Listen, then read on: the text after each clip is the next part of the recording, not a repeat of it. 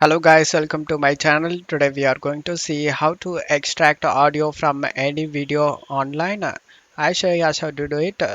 Just need to open up Chrome and search Flixer and select the first site.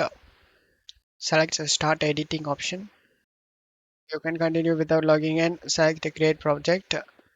You can actually import files from a web desktop, or you can also use external links like YouTube video links.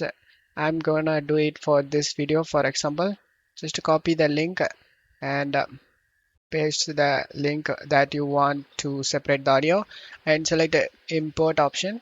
Just need to wait for this processing video. After the video get processed done, right click on the video and select a detach audio. And now audio has been separated. Now right click on the video and select the delete option. And the only audio is here.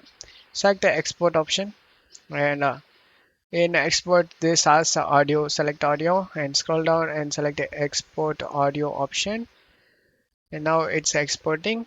It will done under 3 minutes. After getting the video exported, it will automatically downloads up, and now here is the audio file, as you can see. And don't forget to leave a like, guys. Thank you.